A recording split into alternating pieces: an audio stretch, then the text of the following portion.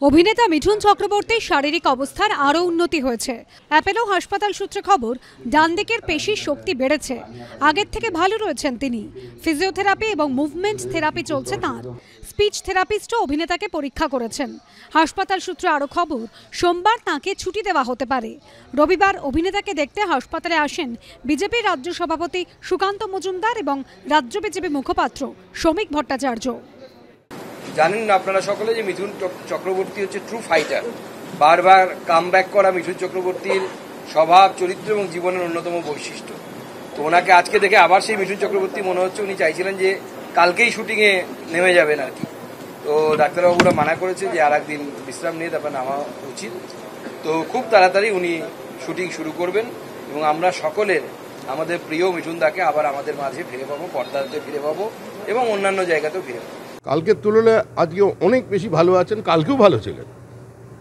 আমি তো এখনো পর্যন্ত বুঝতে পারলাম না কিছু মানুষ কেন পোস্ট করছে দ্রুত আরোগ্য কামনা করে।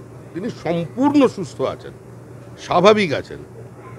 এতক্ষণ গল্প হলো, আধ ঘন্টা আড্ডা হলো জমিয়ে, পুরনো দিনের রাজনীতির গল্প, পুরনো দিনের অনেকের চেনা মানুষের গল্প হলো।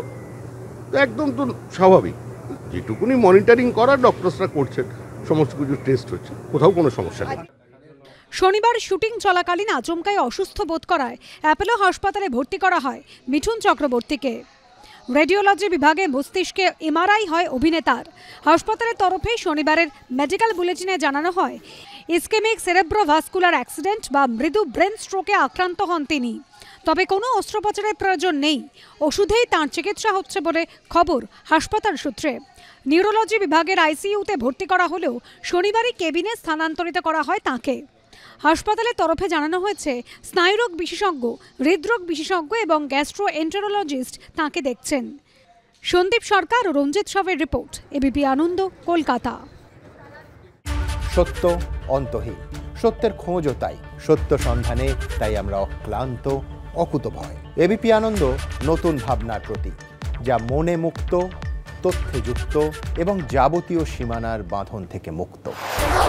সীমা না শব্দটির মধ্যে লুকিয়ে আছে মানা শব্দটি, যেন চোখ রাঙানি এক অদৃশ্য ব্যানাজার, যা আটকে রাখে আমাদের এক ছোট্ট গণ্ডির মধ্যে।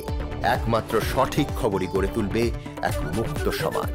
সেই জগৎ গড়ার লক্ষ্যে কোনো সীমানার ঠুকুটি আমরা মানব না। এবিপি আনন্দ এগিয়ে থাকে, এগিয়ে রাখে। শুনতে পাচ্ছি না, বল না। আরে 10 টাকাটা ব্যাপার নয়, আজকে 40 টাকা দিচ্ছি, কারণ 40 টাকা। বাংলা গলাবাজি চায় না, বাংলা খবর চায়। বাংলা খবর, বাংলার খবর।